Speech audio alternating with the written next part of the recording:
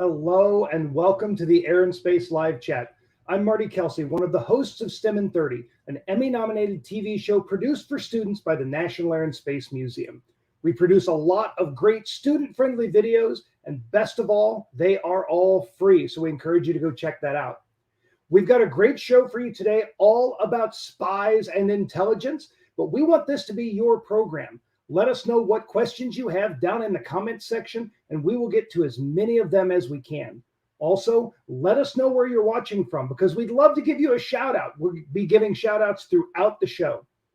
To kick us off today, we want to get into spy mode. STEM in 30 produced an episode called Spy Planes, Eyes in the Sky, where we visited the International Spy Museum as well as CIA headquarters. Check it out. Junior agents of STEM, come in. Do you read me? We've been given a set of documents. Agent X gave us a photo that we need your help analyzing.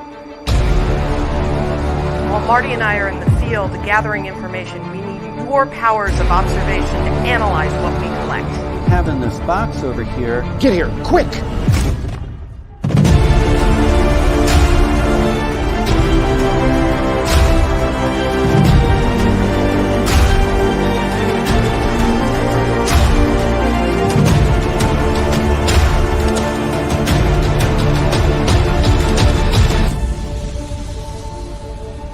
Have you all figured out who our Agent X was?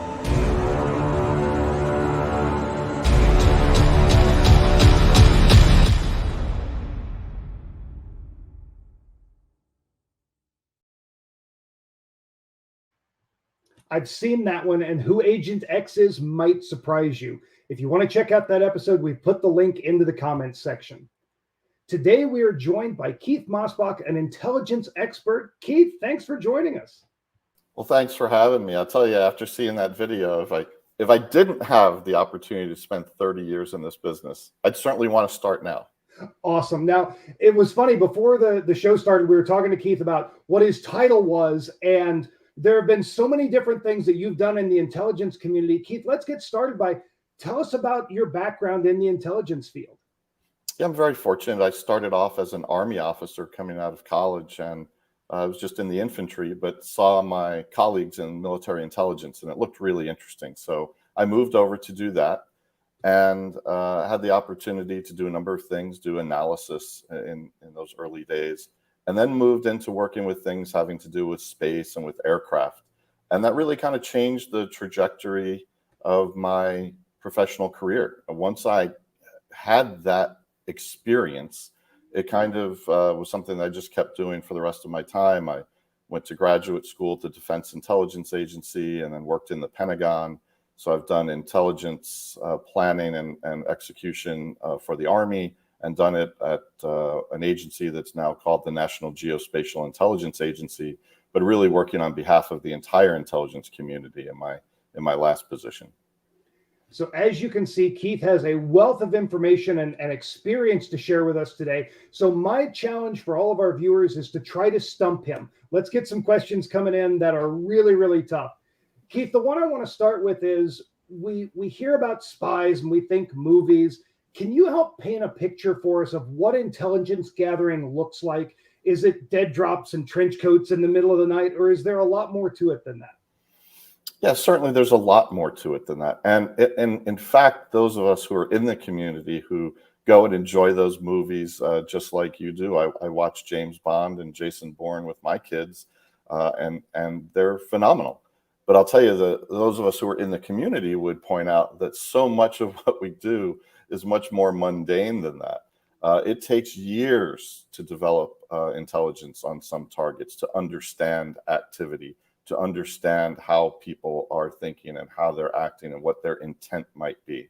So there is a lot of hard work that goes on, even though there are these very exciting things happening in space, happening in the air, and certainly the things that are going on in what we refer to as human intelligence.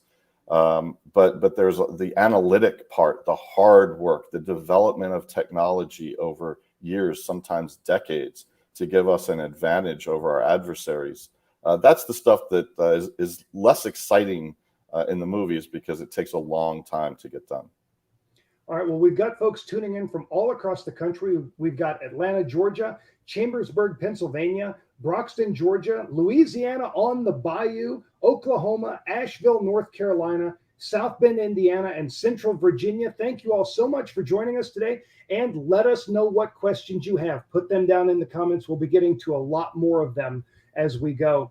Keith, let's jump into airplanes for a second. We were talking about this a little bit before the show started. Tell us about spy planes and how important they are to gathering this intelligence. You know, we started way back in military history with the idea that getting to the high ground was an advantage. Get to the top of a hill and tell me what you see. During the Civil War, we actually had people go up in balloons and make sketches of what they could see of what the enemy was doing. I would not have wanted to be one of the people up in those balloons, but they were certainly very brave. We then went to airplanes. As the airplane came into being, we said, wow, we can see from above. We can add a camera to an airplane. We put cameras on pigeons. You know, it's a famous story in the intelligence community. So the idea was the higher we could get, the longer we could reach, the more we could understand about our adversary. And the ultimate role of intelligence is to not be surprised. And so going into high performance aircraft, getting into the jet age, gave the United States a tremendous advantage as we built some very special systems to reach out and understand what was going on. So let's talk a little bit about one in particular. Can you tell us about the U-2? Yeah, the U-2, or as we affectionately refer to her, the Dragon Lady, is, as some would refer to it, a jet-powered glider. It's an awkward looking aircraft. It's difficult to take off and to land. It takes a lot of support on the ground to do both of those things. It's not highly maneuverable. The idea is that it gets up to a little over 70,000 feet and it takes pictures. It has a number of sensors now. Interestingly, this platform, which we had back in the 60s, is still in use today. Now, it's not the same aircraft that we had then, but it is the same basic type of aircraft. It's been upgraded. It has satellite links now, so it can send its data up or down to the ground. It takes pictures. We even have something called, to this day, called the optical bar camera that takes pictures with film, in addition to some more technical sensors. How much has the technology progression improved the amount and the quality of the intelligence that we can collect?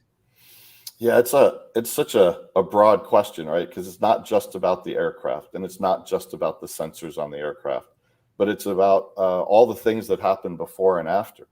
Back in the day, if you had to wait till that film got back, and maybe you were flying, let's say, over Korea, and you landed that plane back in Japan, and then you had to retrieve, or in South Korea, and you had to retrieve that film and bring it back to the United States, and then develop it and have imagery analysts looking at what we called flat pieces of that film.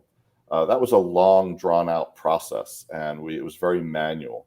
The technology today allows that to be near instantaneous, and to have analysts looking at multiple locations, looking at the same imagery for different types of information. And let's move over to space a little bit. When we think about space, we think digital signals coming down, but that wasn't always the case, was it? No, again, we started off with film. And wait. Film in outer space? Yeah, well, look, that was the state of the art, and those of us of a certain age remember film in cameras and dropping off a roll of film at the photomat, right, the little hut in a shopping mall parking lot, and then going back a week later and getting our pictures. Well, there are some of our earliest satellites. Here you're showing the film return canister from a satellite program called Corona, now completely declassified. Lots of wonderful information about Corona on the web. This particular artifact is something that's in the Air and Space Museum, of course. This is the film return bucket. As I shared before when we were talking, the idea that they went into President Eisenhower, who had challenged them to get to space after the Soviet shoot down of a U-2. and said, look, we've got to be able to see what the Soviet Union is doing without being held at risk by their air defense missiles. I always said I'd love to have been in his office when they said in, and go, all right, boss, we have a plan. We're going to put a satellite in space. It's going to have film canisters in it. When the film is used, they're going to spit it out in a capsule that's going to come down through the atmosphere, and then we're going to catch it with a plane. Because I really like that. I would have loved to have seen President Eisenhower's face, wondering if it perhaps was April Fool's Day. Did it work? It worked spectacularly, in fact. Most of the canisters were, in fact, caught in the air, and it wasn't like it was screaming in after it came through the atmosphere. It deployed a parachute, and the Air Force aircraft that retrieved it had the ability to sort of use a hook and system to grab the parachute and then retrieve it in. There was an interesting fact about the capsule that there was a plug put into the capsule that would melt in salt water over a period of time. So if in the event that they missed capturing the capsule in the air and it hit the ocean, which is where it was designed to come down, they had a chance to still retrieve it out of the ocean. But if they didn't get there in time, it would sink. And the idea was that our adversaries wouldn't be able to see the quality at which we were able to image them. Wow. Now, I think we've also got an image that we'll bring up in a second of the stations where they would view these images. And let me tell you, I know that this was high tech for the time. I don't know that it looks as high tech today. Oh, this is IDEX. And I say that with all kinds of love and affection because this was a huge step forward. Again, understand that prior to this, we had film, and the film was cut into what were referred to as flats. And imagery analysts stood at image workstations that were called light tables. And they look kind of like a microscope that you would see today, just with two bits to view it to get the ability, depending on the image, to look in stereo. But the idea was that it was put under light, and they were looking at it and rolling the film by with a manual crank. And then they would have flats as well, little cutouts of images that were important to that particular analyst. And they'd often keep them in shoe boxes under their desk. And so when that analyst went on vacation, if they were responsible for a certain part of Africa, someone had to go under her desk and go through her flats and try and find an image if there was an emergency. Moving to IDEX, moving to digital imagery, was a huge step forward that allowed things to move more quickly. It goes back to your earlier question. It's not just about what happens in the air or in space, but how quickly are we able to manage and move and analyze that data and get it to people who need it in time to make decisions or take action.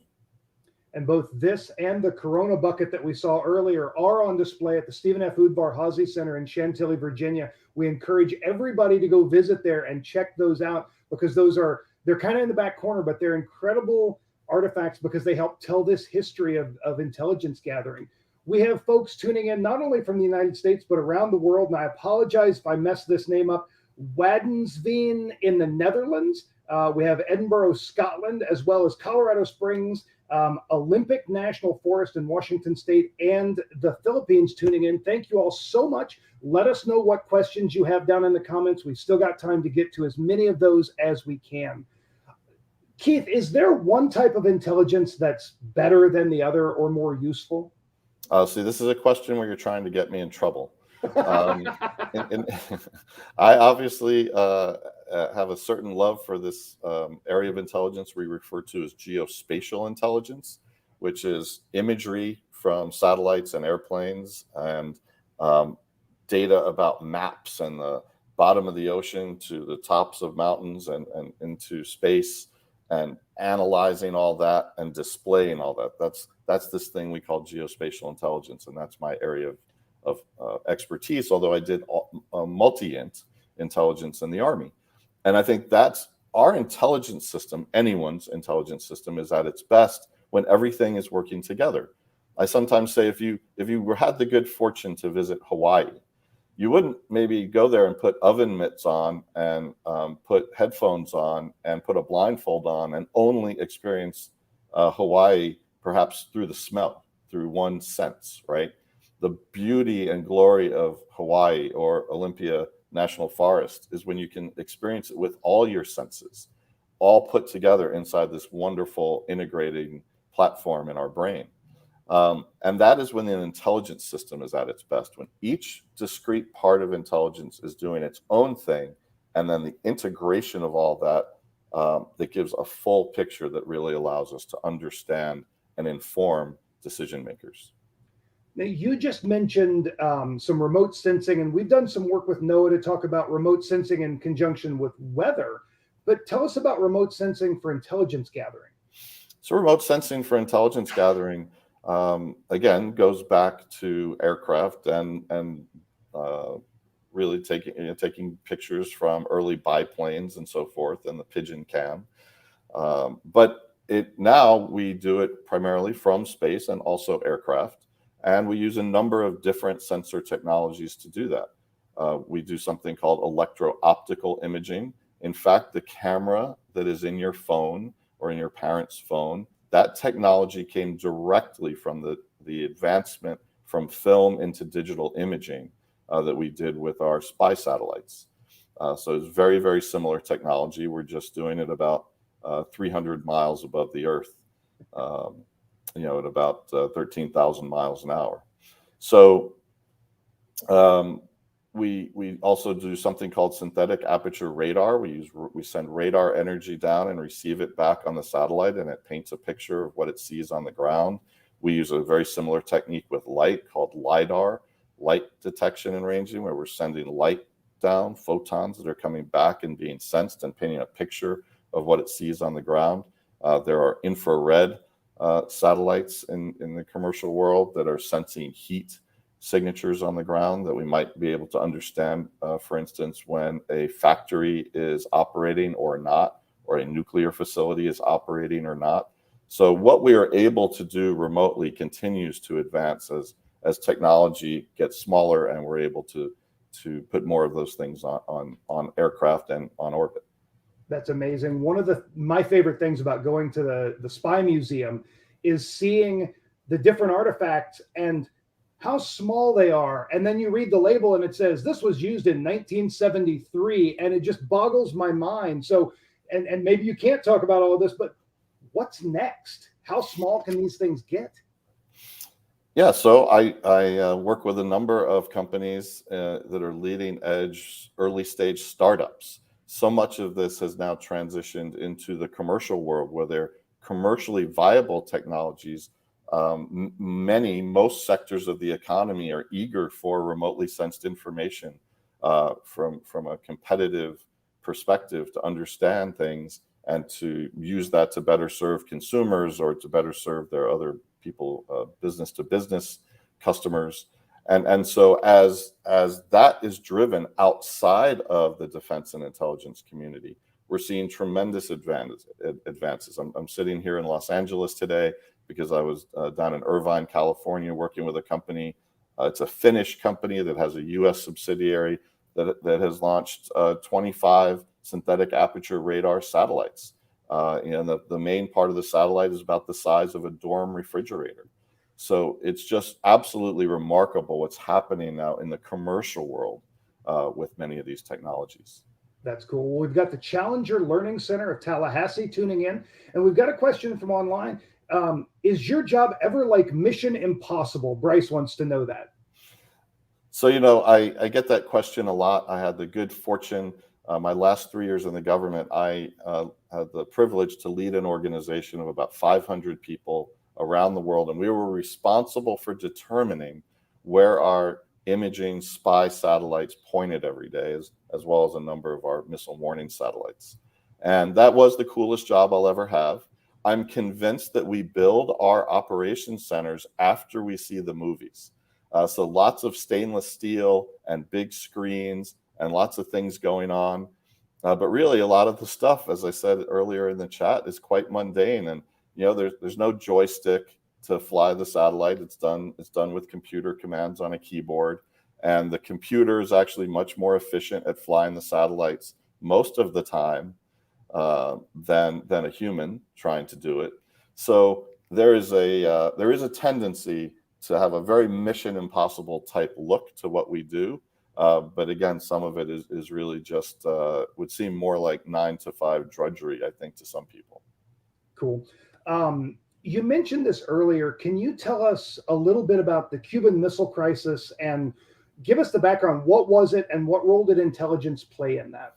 Yeah, what a critical time in our nation's history, in world history, where certainly the closest we came to, perhaps a nuclear exchange between two global powers in the Soviet Union and the United States. The backdrop has to do with a Soviet state, aligned state very close to the United States in Cuba, and the Soviet Union moving to put nuclear capable missiles there. The role of intelligence during the course of this was to go and get those images that would tell us what was going on. The picture on the screen here is of a missile defense site, actually, an air defense site. So just as someone who's done imagery analysis in my background, it's easy to see from the star shape and the way that the bulldozers move the dirt from around the various platforms. You have a radar associated with a surface-to-air missile site, and then you have the missiles themselves. And so their job is to be near to something important so that they can protect it from being bombed by aircraft. That in this case, this was in Cuba, and we could see that when they were putting their very best surface-to-air missile system, that they were protecting something incredibly important. And we came to find out through good, long-standing intelligence work, and especially in the imagery realm, that they were planning to put nuclear-capable missiles that obviously could hold most of the United States at risk. When I first saw this image, I was like, is that a petri dish? And I love hearing you talk about it. Can you explain a little bit more about that imagery analysis and what goes into that, and what kind of things can we see from those images that might not look like that at first glance? Yeah, so there's a number of things. One of the early, they say sometimes the first day of law school, they teach attorneys, never ask a question in court that you don't already know the answer to. I think one of the day 1 or 2 in imagery analysis training is that nature tends not to make straight lines. So when you're in an airplane sometime, or when you have the ability to look down from the top of a building, you can see that nature tends to be very haphazard and very random, and human activity tends to be very direct and more associated with straight lines.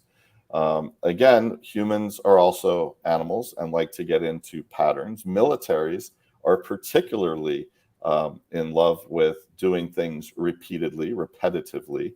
So when you see how your adversary does something, in this case, a Soviet surface-to-air missile site, it will look the same, whether it's in the Soviet Union or in Cuba or somewhere in the Middle East or in North Korea.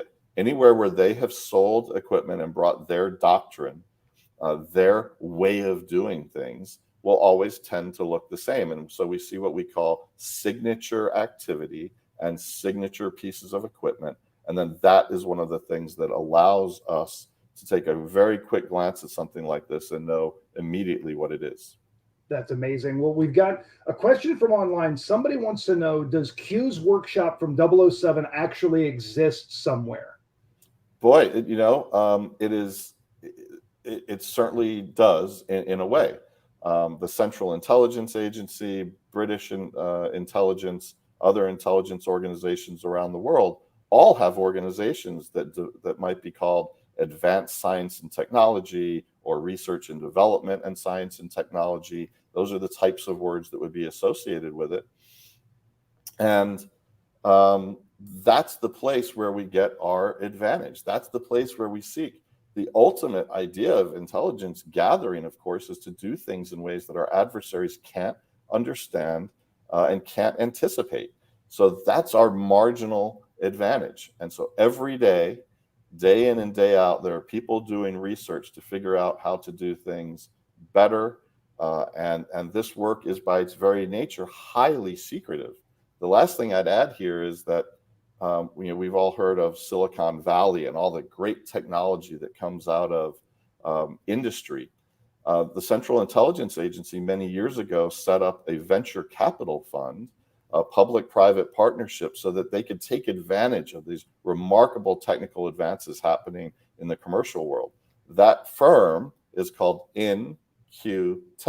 So Intel, but with a Q in the middle, because they are referencing the Q's workshop. That's awesome. That image that we just saw were actual bugs from the CIA museum. And if you pull that image up for a second, you'll see that one. And then if you go to the next one, it also shows those are electronic animals that they showed us at the CIA museum. If you want to learn more about those, be sure to check out that spy episode that we've put down in the comments section. Keith, I've got one more big question for you. This sounds incredibly interesting, the things that you've worked on. If a student wanted to follow in your footsteps or get into the intelligence community, what can they start doing now, and how do they do that? Look, the beauty of it is there are many pathways. I am a strong liberal arts background. I was never particularly strong in math or science. I did it because I did it because I had to, and always thought that I'd be on the analytics side of the intelligence community. And then just by a sort of strange happenstance, when I was in the Army, got into this space stuff, and I've just had the opportunity to learn and grow and develop expertise in it over many years. So I started off on a path that by any normal articulation shouldn't have landed me where I am today.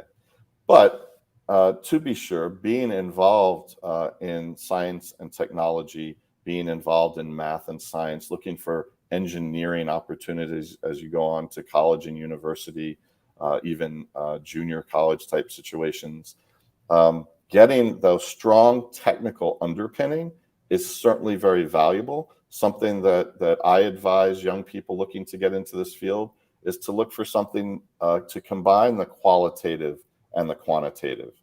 Thinking about what's going on in the world, but being able to do something like data science as well. So you can put those two things together. How do I do the hard science part of things? And how do I think about how to apply those to global problems? That's really the secret sauce. Well, Keith, this has been incredibly interesting today. Thank you so much for taking the time to talk with us. Well, it's my pleasure. Again, I am here in some part because I used to travel to Washington to visit relatives, and all I wanted to do was be dropped off at the Air and Space Museum. I said, just drop me off. I'll be here for 8 hours. You go see the other museums and then come pick me up. And it's wandering those galleries and those halls and those movies and the IMAX movies. I mean, that is the beginnings of where I am today. So and I'm fortunate also to be associated with the Spy Museum. I did a Wired video for them that people might want to look up, where I talk about spying from space and how they're depicted, how it's depicted in movies.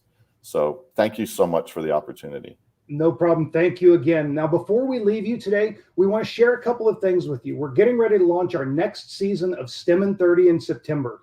Each 30-minute episode covers a different topic in a fast-paced, student-friendly way. Our September episode breaks down the Drake equation and looks at the search for extraterrestrial intelligent civilizations. In October, we'll take you along for an inside look at test pilot school. It might surprise you to learn how much time they spend flying versus how much time they spend in a classroom. December is the 50th anniversary of the last time humans walked on the moon. We will look at the legacy of Apollo 17 and look toward the next man and the first woman to walk on the moon. And if you enjoyed this program, be sure to follow STEM in 30 on Facebook and Twitter and give it a share on YouTube. We also love to hear your feedback. You can always email us at stemin30@si.edu. Thanks so much for watching. Hope to see you next time.